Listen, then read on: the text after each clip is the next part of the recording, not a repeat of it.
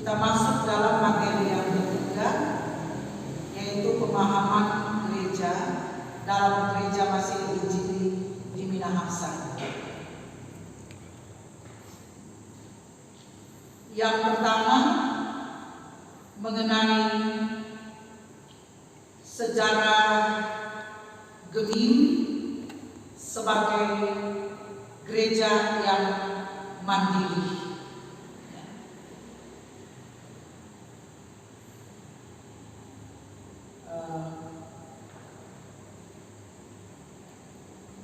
Pemahaman ini tentu kita telah banyak kali membaca materi-materi maupun juga kita telah mendengar yang pertama bahwa kita menyebut diri sebagai anggota Gemim karena eksistensi Gemim itu berada di tanah Minahasa. Dua orang yang sangat kita kenal dalam kerja penginjilan di tanah Minahasa pada waktu itu kita kenal dengan Johannes Frederick Riedel dan Johann Gottlob Schwarz. Jadi dua penginjil itu yang kita kenal, sekalipun memang ada banyak pos-pos penginjilan yang pada waktu itu disebutkan Tondano, Lamuan, Amuran, Topohon, Kemang, Tanah Langko, Kumelembuai, Sonder, Rataan, dan Talawaan. Jadi pada abad ke-19 sampai mendekati abad 20, gereja-gereja di Indonesia terbentuk oleh jasa para pekabar Injil, khususnya yang terhimpun dalam Nederlands Zendelingengenotschap NZG. Itu adalah badan penginjilan, ya, Nederland. Jadi Nederland orang setahu kartu Belanda, kan? Nah, kemudian bersatu pada Indonesia, yaitu Gereja Pribumi Indonesia yang menjadi Gereja Protestan Indonesia. Nah, Gemim sama-sama dengan beberapa gereja sebagai gereja mandiri dalam lingkup Gereja Protestan Indonesia. Jadi ada 13 anggota gereja dalam Gereja Protestan Indonesia, ya, sampai saat ini, dan sekarang mereka lagi sidang untuk pergantian pengurus, ya, di GPI Gereja Protestan Indonesia yang berlangsung sampai tanggal 4 nanti, ya. Nah, pada tahun 1930-an ada gerakan pemandirian gereja-gereja hasil pekabaran Injil orang Eropa, Amerika, dan Gemim, termasuk di mana Gemim berdiri tanggal 30 September 1934. Tetapi sekalipun Gemim sudah menjadi gereja mandiri pada tahun 1934, dia tetap menjadi anggota daripada Gereja Protestan Indonesia itu, ya, dan juga dia menjadi anggota daripada persekutuan gereja-gereja di Indonesia. Karena salah satu gereja pemrakarsa hadirnya DGI, Dewan Gereja Indonesia, yang menjadi PGI adalah juga Gereja Masih Injili di Minahasa. Garcia, ya, Gemim juga adalah anggota dari Christian Conference of Asia, CCA. Bahkan juga ia menjadi anggota lingkup gereja-gereja tradisi reform, ya, yang disebut World Communion of Reformed Churches, dan juga DGD, gereja, Dewan Gereja-Gereja sedunia. Jadi itu GEMIM ada dalam arak-arakan gerakan ekumenik, ya, lewat lembaga-lembaga yang saya sebutkan tadi. Yang kemudian keanggotaan, yang menyangkut keanggotaan GEMIM bermula dari leluhur yang menjadi percaya kepada Kristus Yesus sebagai Tuhan dan Juru Selamat. Juga kita sekarang yang adalah keturunan mereka dan keturunan di masa yang akan datang yang tetap percaya kepada Kristus, pewarisan nilai-nilai rohani ini, persis seperti yang dialami oleh Timotius yang dibina imannya oleh nenek moyangnya, neneknya Lois dan ibunya Eunike, dalam 2 Timotius 1 ayat 5. Walaupun di Minahasa ada juga beberapa agama lain, gereja lain, denominasi yang lain, tetapi GEMIM hingga sekarang adalah gereja yang memiliki jumlah anggota yang terbanyak. Kendati keanggotaan GEMIM kebanyakan karena faktor keturunan, namun janganlah dicap bahwa kita adalah warga gereja karena keturunan. Ya. Dalam pemahaman gereja beraliran Calvinis, berdasarkan Roma 8 ayat 30, kita telah dipredestinasikan menjadi orang percaya yang hidup di tanah Minahasa. Ya.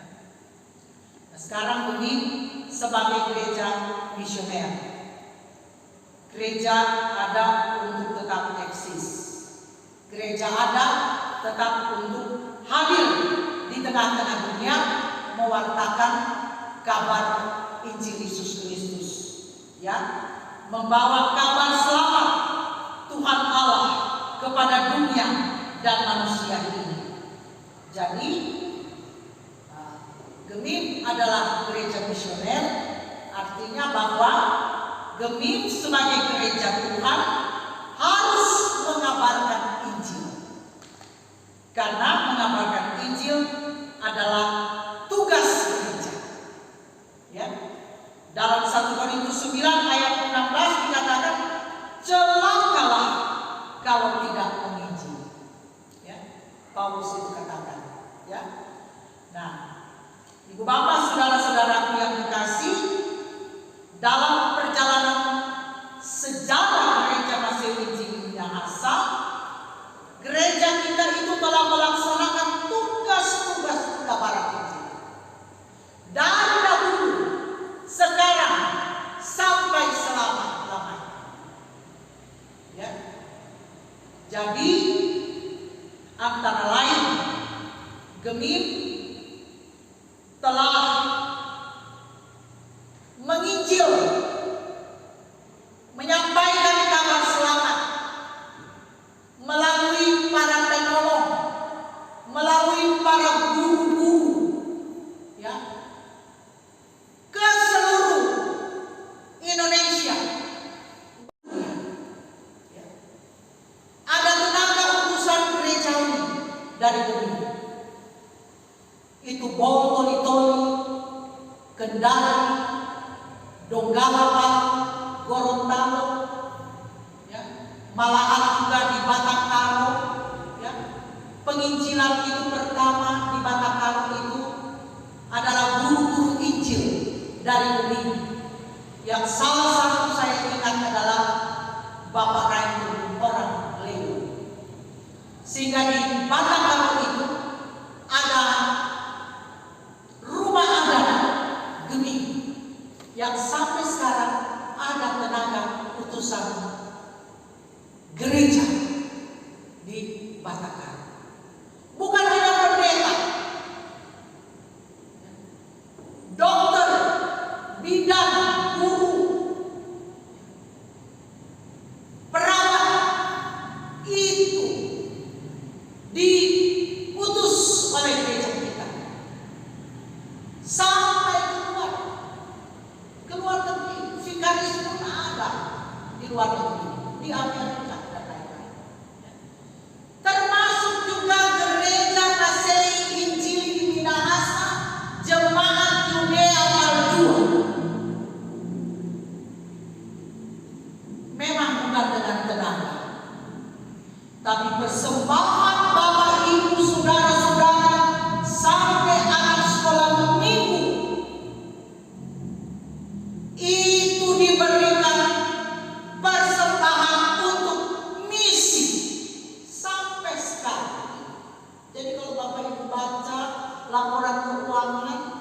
baik di sinode, di wilayah maupun di jemaat orang, Gemim Yudea Kepal 2 juga turut ambil bagian dalam pekabaran Injil dengan memberi persembahan misi.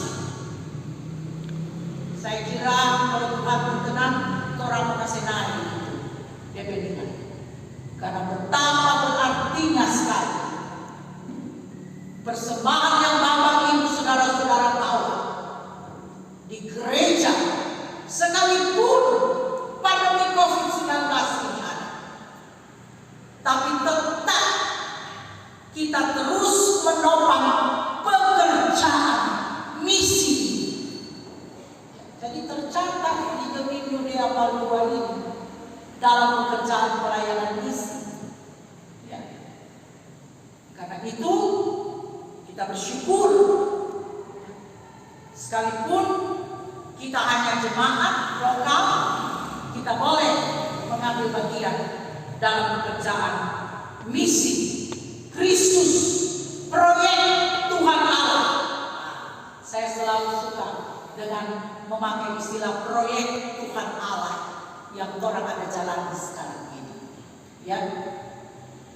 Nah, Bapak Ibu yang dikasih di dalam Tuhan, hal yang ketiga menyangkut soal gereja ini adalah tadi kita sudah bicara tentang tugas gereja, dan kita tahu persis bahwa tugas gereja yang kita angkat tadi itu berdasarkan pemahaman Alkitab. Ya, pemahaman Alkitab. Yang kita jalankan itu adalah misi Allah. Misione. Yang kita jalankan itu adalah misi Kristus. Misi Kristus. Jadi pemerintahan gereja kita itu adalah pemerintahan Tuhan Allah. Ya. Di dalam Yesus Kristus. Nah, karena itu gereja diambil dari bahasa Portugis, bukan gereja. Kalau bahasa Latin eklesia, kalau juga bahasa Yunani eklesia, yang artinya dipanggil keluar. Ya, dipanggil keluar, karena itu ada 3 tugas gereja: bersekutu, bersaksi, dan melayani. Nah, Ibu Bapak, saudara-saudara sekalian, hal yang berikut yang saya mau katakan kepada kita bahwa orang percaya ya dipanggil dalam 3 tugas itu: koinonia, marturia, dan juga diakonia. Ya, jadi gereja bersama-sama dengan Yesus Kristus. Jadi orang percaya itu selalu ada dalam persekutuan dengan Kristus. Jadi kalau orang bertolong, orang beribadah, orang beribadah di gereja, itu karena orang mau ada dalam persekutuan dengan Kristus. Ya. Jadi bukan hanya sekedar orang datang, orang menyanyi, tapi semua ekspresi yang orang bawa dalam ibadah itu adalah satu persekutuan dengan Yesus Kristus. Karena itu Yesus berkata, di mana satu orang, 2 yang berkumpul, di situ aku ada. Ya, itulah itu koinonia itu. Ya, koinonia itu. Ada mungkin orang yang bilang begini, ya ibadah kok boleh jadi ibadah sendiri-sendiri, boleh. Apalagi kecanggihan teknologi sekarang. Tapi Tuhan minta orang supaya orang bersekutu. Ya, karena itu dia bilang, 1-2 orang yang berkumpul di dalam namaku, di situ aku ada. Ya. Jadi di samping pribadi, ya, orang berelasi dengan Tuhan Yesus juga ada dalam satu koinonia, satu persekutuan di dalam Yesus.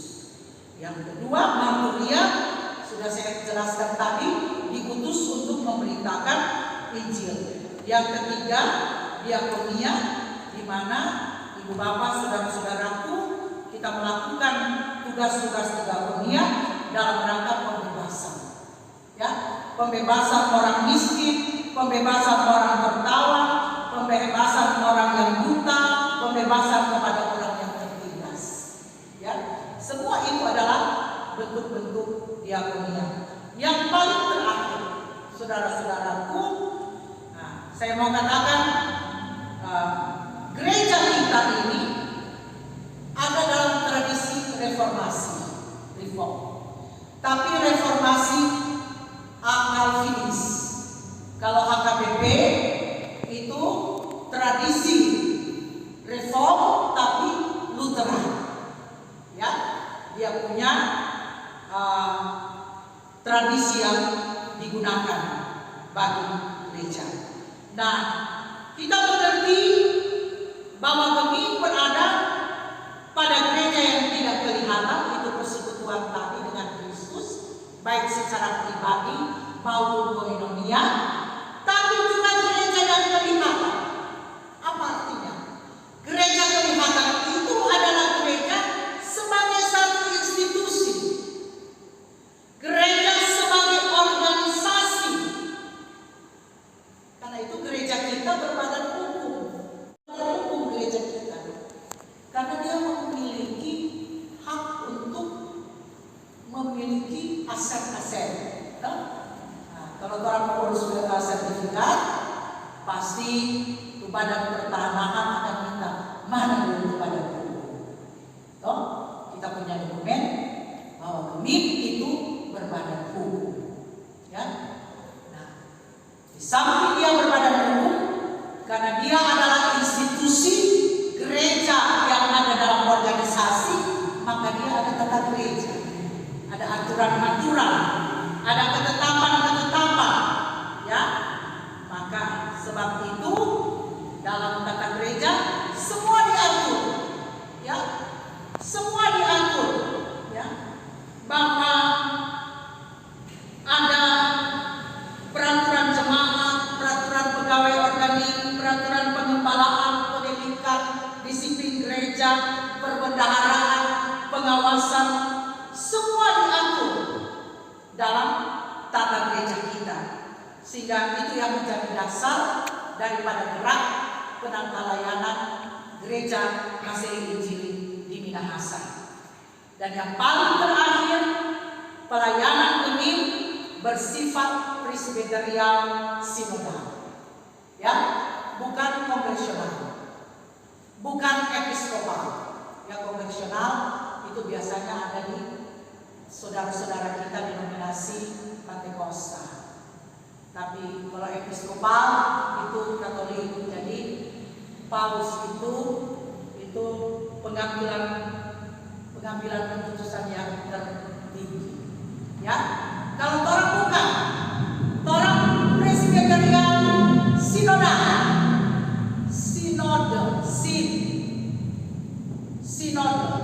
sinodos, jalan bersama, ya, jalan bersama. Dan mekanisme pengambilan keputusan itu mulai dari atas jemaat, sidang majelis jemaat, sidang majelis wilayah, sidang majelis sinode. Yang mengambil keputusan itu adalah presbiter. Itu presbiter itu patoran gereja amal. Toh? Diaken, penatua, guru agama, pendeta. Jadi ketua jemaat boleh ambil keputusan sendiri. Ketua jemaat bukan ketua jemaat, ketua badan pekerja majelis jemaat, bukan ketua jemaat. Karena itu dia punya pengambilan keputusan di badan.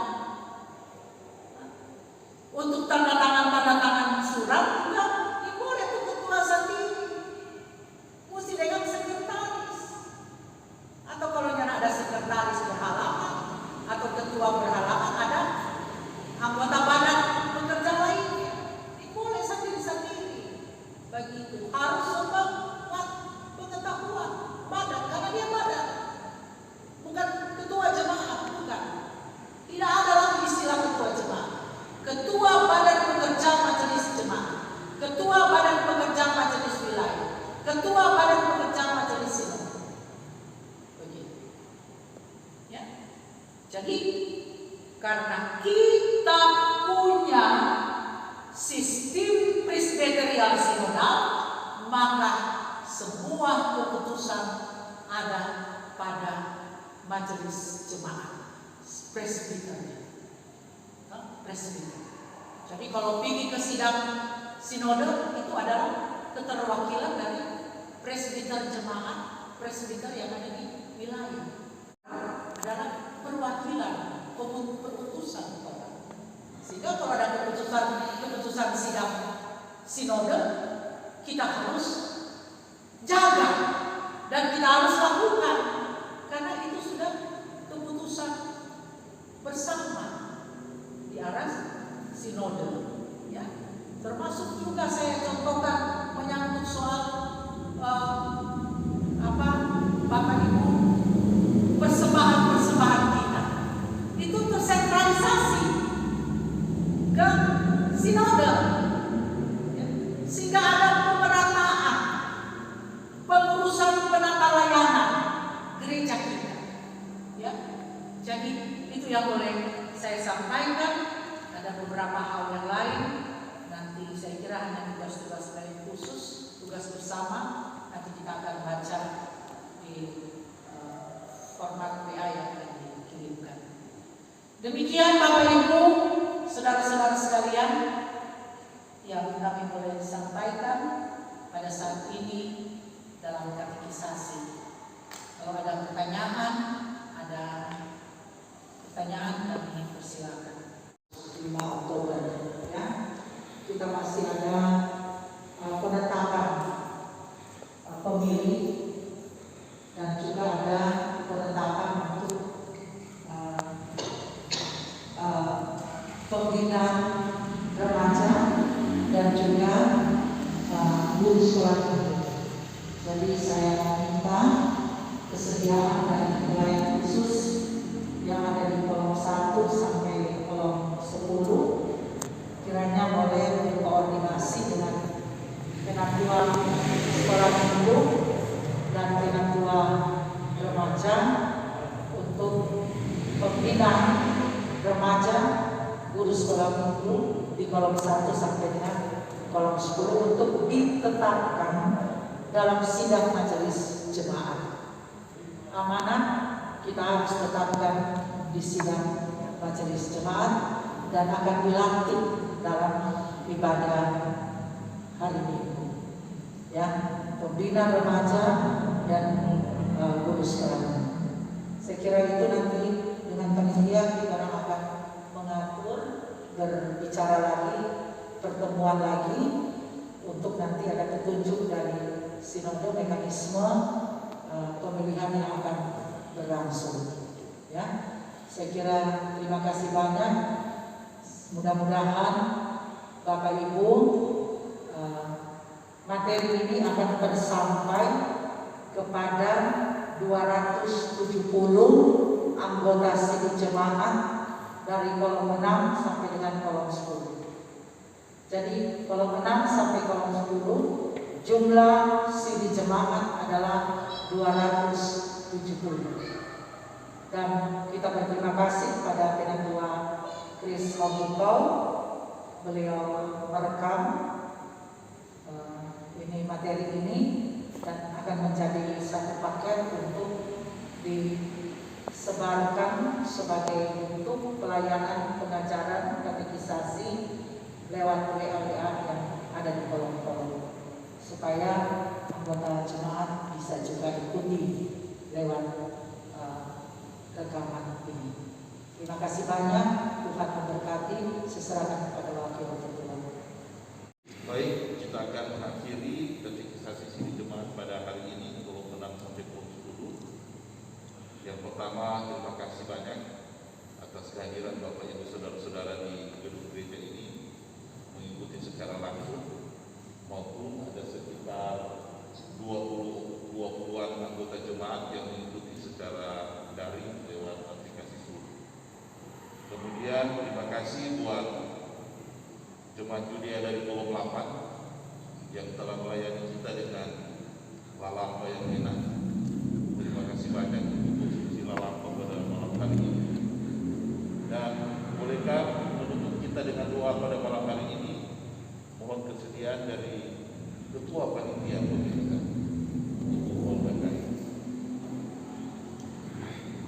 Ibu peserta katekisasi Sidi Jemaat Bakal Calon Penantua dan BEM Pelayanan Khusus Gemim Yudia Malua, kita akan mengakhiri pertemuan kita pada malam hari ini. Kita satu di dalam doa kita berdoa. Kami bersyukur atas kasih dan kebaikan-Mu yang Engkau limpahkan dalam kehidupan kami, Tuhan. Di malam hari ini kami boleh ada, sebagaimana kami ada, kami boleh mengikuti katekisasi Sidi Jemaat, anggota jemaat Gemim Yudia Malua dalam rangka persiapan pemilihan bakal calon pelayan khusus yang ada di Gemim Yudia Malua.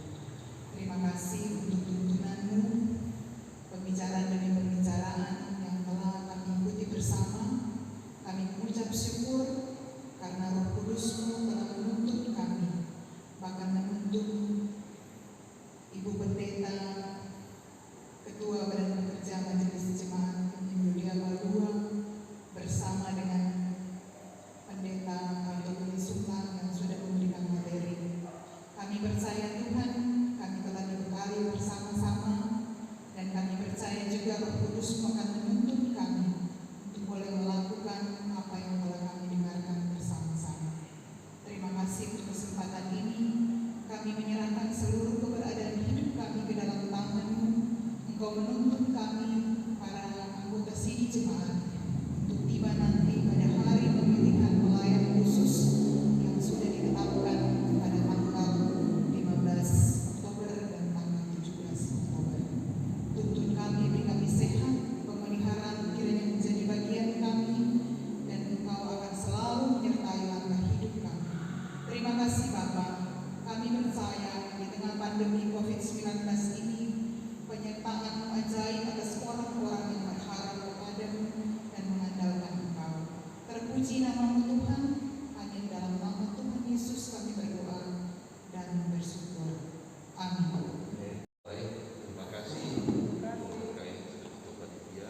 Dengan demikian berakhirlah katekisasi Sidi Jemaat pada hari kedua Poros Adam sampai dengan Poros 10 dengan ucapan terima kasih yang sebesar-besar. Sebagaimana tadi malam juga, kalau boleh para pelayan khusus yang dulu pulang, ada pengarahan sedikit dari Ibu Ketua di konsistor. Jangan lama, ini 5-10 menit. Bersama dengan Ketua Panitia. Boleh kan Bapak?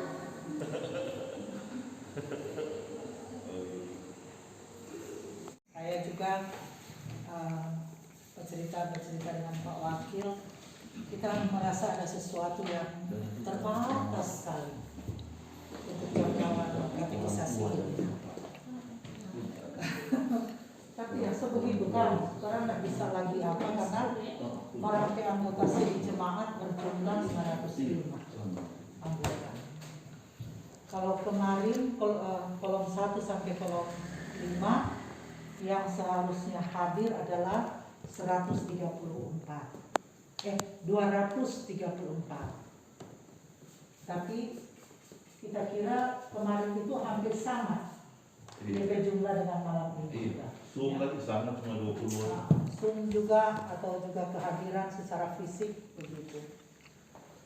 Yang kedua juga malam ini demikian. Semestinya 270 anggota Sidi Jemaat.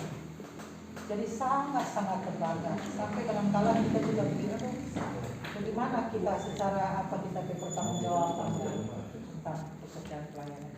Itu yang kita share dari wakil. Tapi Tuhan memang kasih hikmat.